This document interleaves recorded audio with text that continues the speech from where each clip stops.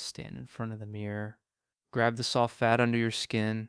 That pinch, that's what most of us see as our biggest problem. We look at that outer layer covering our muscles and treat it like a cosmetic flaw. Something to diet away before summer. Something to hide with clothes. But beneath that surface, hidden deep inside your abdomen, sits a far more dangerous opponent.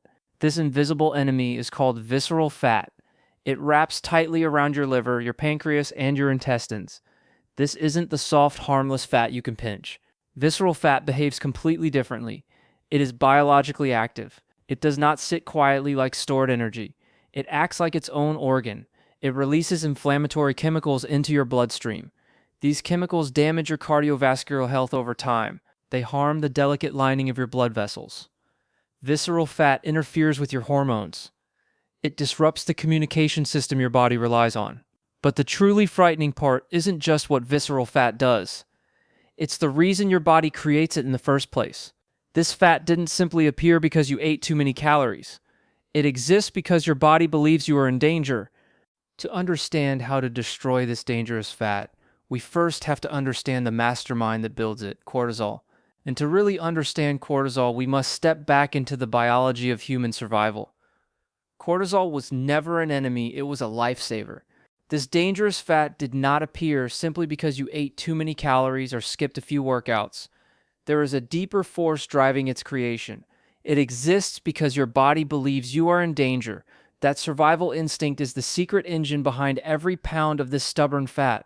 To understand how to destroy this dangerous fat, we first have to understand the mastermind that builds it. That mastermind is cortisol. And to really understand cortisol, we must step back into the biology of human survival. We need to see how this hormone was never meant to be our enemy. In today's world, cortisol is often labeled as the stress hormone, something harmful that people try to suppress with supplements and lifestyle hacks. But from an evolutionary perspective, cortisol was never an enemy. It was a lifesaver. It was the chemical that kept our ancestors alive through real immediate danger. For nearly 200,000 years, cortisol was one of the most critical chemicals responsible for keeping humans alive. It was our built-in emergency response system. Or think about our ancient ancestors living in harsh environments. They faced predators, attacking tribes, and starvation. These were real life-threatening dangers. When faced with that danger, the brain activates a powerful emergency system called the HPA axis. It is the body's alarm system. The hypothalamus, pituitary gland, and adrenal glands link up in an instant. This communication chain is the HPA axis, your body's emergency hotline. This system acts like a survival override switch. It immediately shuts down everything that isn't needed for immediate survival and prepares you to fight or flee.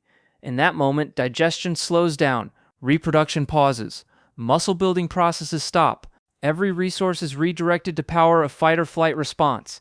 Muscle building processes shut down too, because your body sees no point in wasting energy on long-term projects when survival is uncertain. Instead, your bloodstream floods with rapid use fuel, a surge of glucose and fatty acids ready to power your muscles for immediate action. This entire system powers the fight or flight response, an ancient reflex designed to help you either defeat a threat or escape one. Here's where your modern-day struggle actually begins, because your body still runs on this same software from thousands of years ago. After danger passes, your body needs fast refuel so it can replenish the energy it just burned during the emergency. Evolution discovered that storing fat on limbs proved inefficient for survival because heavy arms and legs slow you down in a crisis. Heavy legs are bad for running, especially when you need to sprint away from a predator or chase down food. Instead, your body decided it needed a power bank near your liver, a central energy reserve that could be tapped instantly.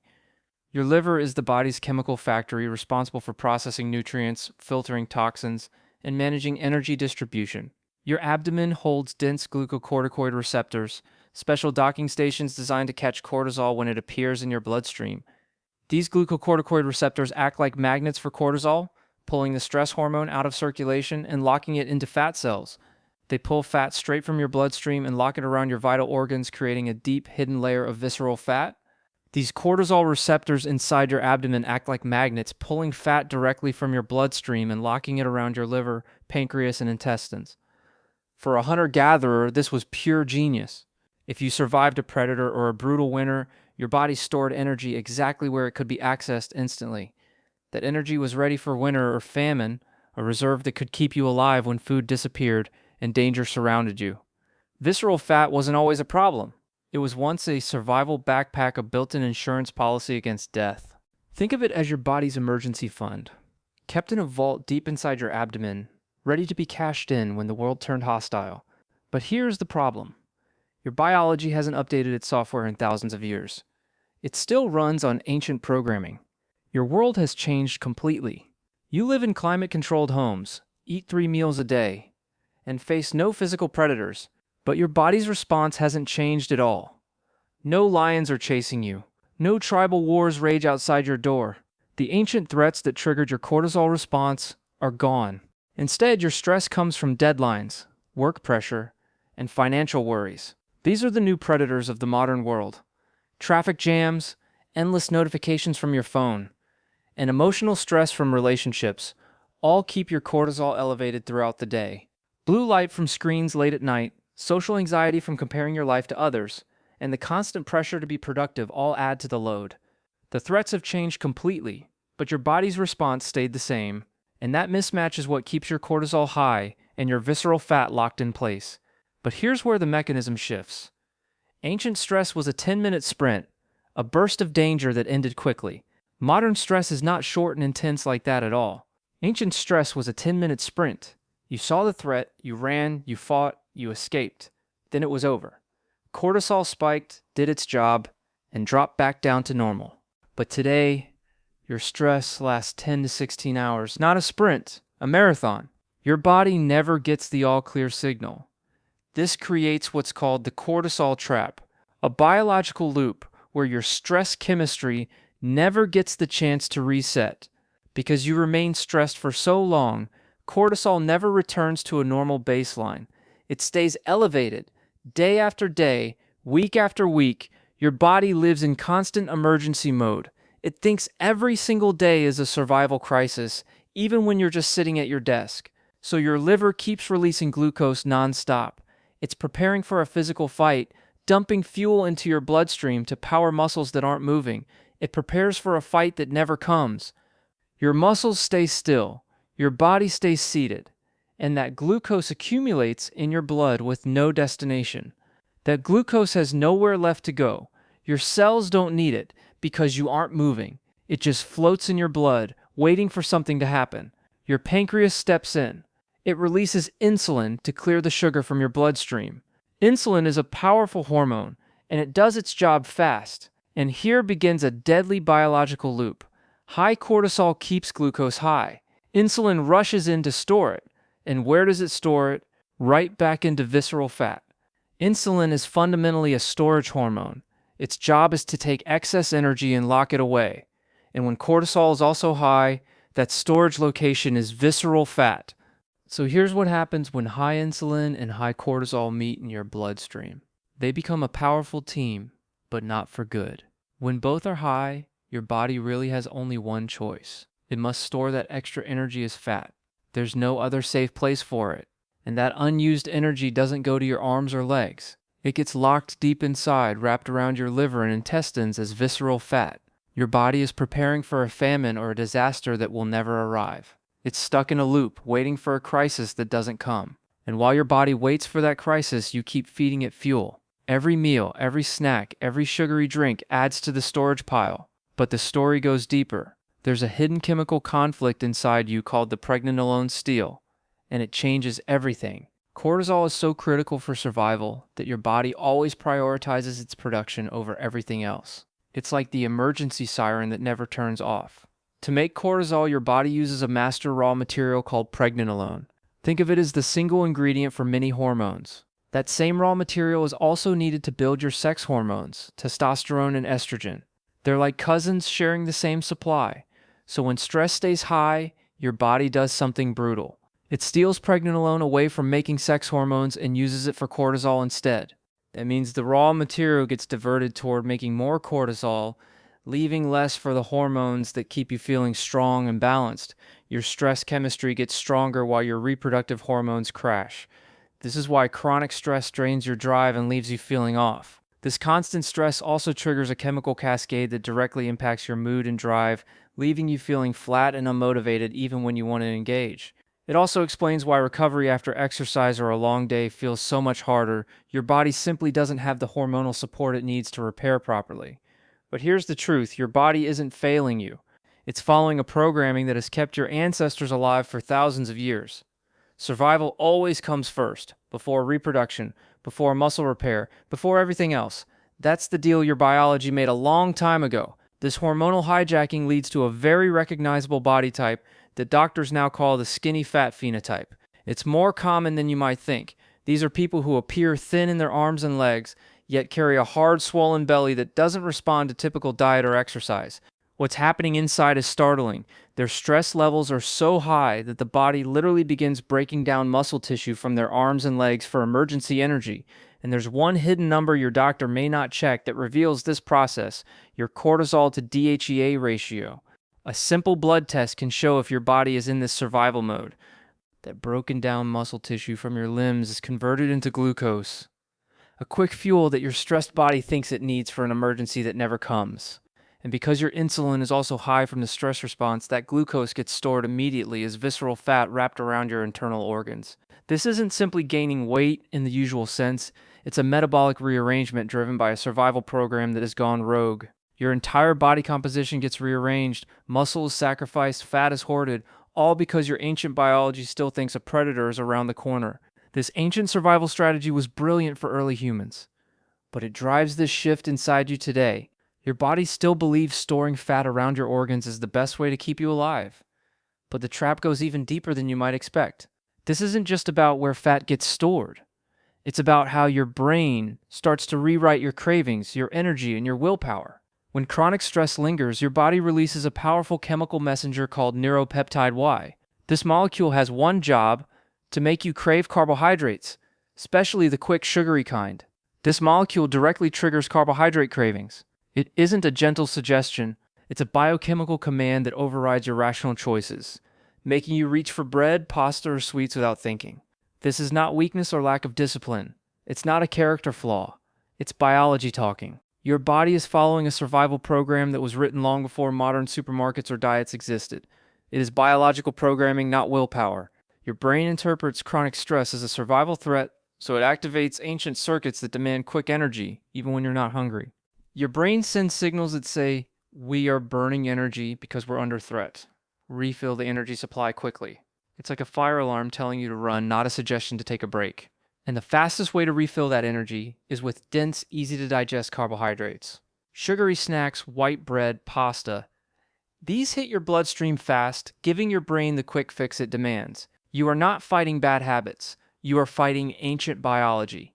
Your ancestors needed this system to survive famines and predators. Today, it turns a harmless stressor into a fat storage command. These signals feel as primal as the instinct to breathe. You can't just think your way out of a craving when your brain is screaming that your survival depends on eating something right now. This cycle feels impossible to break alone. Every diet, every restriction, every workout can feel like it's fighting a force that's bigger than you. But understanding this biology is the first step to winning. And there is one overlooked lab marker that ties this entire story together. Your doctor probably hasn't checked it, but it reveals exactly how much your stress system is driving your fat storage. More on that soon. So the question becomes, how do we break this cycle? How do we convince a body that has been programmed for survival to finally let go of its emergency fuel? How do we force the body to unlock this deeply protected energy storage? The answer is not starvation, and it is not punishing yourself with endless workouts. You don't eliminate visceral fat by stressing your body even more. Extreme dieting, starvation routines, and obsessive cardio push your system deeper into emergency mode. Long, exhausting cardio can actually mimic the stress of an endless hunt, raising cortisol even higher and convincing the body to hold on to fat even tighter. To burn this dangerous fat, you must send your nervous system a very different message. You are safe now. Your first mission is to redefine exercise. High-intensity training absolutely has benefits, but for a body overwhelmed with cortisol, it can sometimes do more harm than good. The most powerful tool to reduce stress hormones while still burning fat is something simple, ancient, and incredibly underrated: walking. Walking breaks the stress loop. It allows your body to use fat for fuel without triggering the fight or flight alarm. Anthropologists believe walking wasn't just movement, it was humanity's natural state. When you walk, something remarkable happens in your brain. The slow movement of your surroundings, called optic flow, actually calms the amygdala, your fear center. It tells your brain that life is moving forward. The threat is gone, and you are not trapped. This simple signal is the first step to unlocking visceral fat. But to truly melt visceral fat, walking alone isn't enough. We need to protect your muscle while lowering stress. That's where heavy resistance training comes in. Lifting heavy weights sends a powerful anabolic signal to the body. It tells your biology that you are strong, capable, and not starving. This signal directly opposes cortisol's muscle-breaking effects. But for a body already overwhelmed by chronic stress, that same high-intensity training can do more harm than good, pushing cortisol even higher and signaling your body to hold on to its emergency fuel. So what is the most powerful tool to reduce stress hormones while still burning fat? It is something so simple, so ancient, and so underrated that most people overlook it completely. Walking. A slow, steady walk breaks the entire stress loop. It tells your nervous system that you are moving forward, not fleeing. The threat is gone, and you can begin to relax.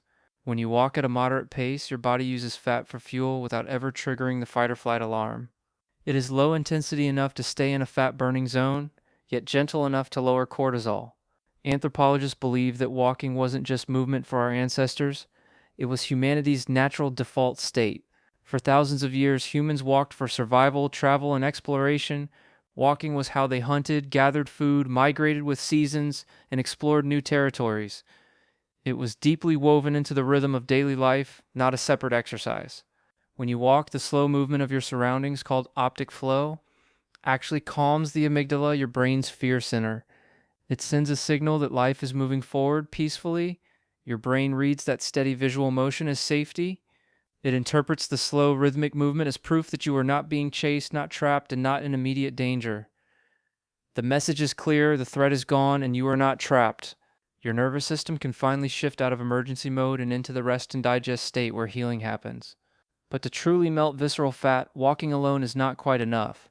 It quiets the alarm, but you also need a signal that tells your body you are strong, not starving. You must protect your muscle while you calm your stress. Muscle is your metabolic engine. When stress is high, your body breaks it down for fuel. You need to stop that process. That is where heavy resistance training enters the picture. Lifting heavy weights sends a powerful anabolic signal that tells your biology you are strong, capable, and not starving. Heavy resistance training sends a powerful anabolic signal throughout your body. It tells your biology that you are strong, capable, and not starving.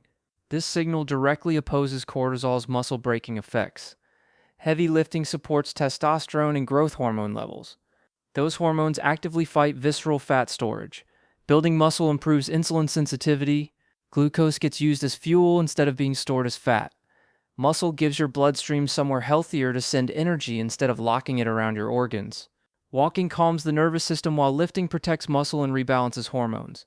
The next pillar in defeating visceral fat is nutritional timing. It is not just about what you eat, but when you eat it. Cortisol follows a natural daily rhythm. It should peak in the morning and drop at night. Under normal biology, cortisol should peak each morning to wake you up, give you energy, and prepare your brain for the day ahead. But modern life flips this rhythm upside down. Instead of dropping at night, cortisol stays high because of constant stimulation from screens, work, and worry. Late-night caffeine keeps cortisol elevated when it should be falling. That coffee or tea after dinner tricks your body into thinking it's still daytime. Sugary snacks eaten before bed spike insulin at the worst possible moment, telling your body to store energy instead of burning it while you sleep. This combination keeps your body stuck in alert mode when it should be healing. It's like trying to sleep with a fire alarm ringing in the next room. To fix this, start with a high-protein breakfast. Eggs, Greek yogurt, or lean meat in the morning sets a steady metabolic pace without spiking insulin. This breakfast supports dopamine, stabilizes your nervous system, and fuels your thyroid. It tells your body the day has started safely, not in crisis. Then we do something surprising. We shift carbohydrates to the evening. This works with your biology, not against it. Evening carbs trigger serotonin, which your brain then converts into melatonin, your primary sleep hormone. It's nature's sleeping pill. When you eat complex carbs at night, you lower cortisol naturally. No supplements, no tricks, just working with your body's built-in rhythm. This helps your body leave defense mode and enter true repair mode while you sleep. Your cells can finally do the work they've been putting off. And that brings us to the most powerful yet most neglected weapon against visceral fat: sleep. Just one night of poor sleep can reduce your insulin sensitivity by nearly half. And here's what happens when you don't sleep well. Just one night of poor sleep can reduce your insulin sensitivity by nearly half. According to studies from the National Institute on Aging, if you consistently sleep less than 7 hours, your body interprets it as a threat. It thinks you're injured or in danger, just like an ancient wound. Your body responds by raising cortisol the next day. That keeps you awake and alert, but it also tells your metabolism to hold on to energy. And that rising cortisol directly drives more visceral fat storage. Your body packs the extra energy deep around your organs, thinking it's protecting you. This is why so many people feel tired but wired. They are exhausted, yet their stress chemistry refuses to turn off, keeping them in a constant state of alert. A cool, dark room and a consistent bedtime routine tell your nervous system you are safe. When your body finally believes it can relax, it begins to release the fat it has been guarding for survival.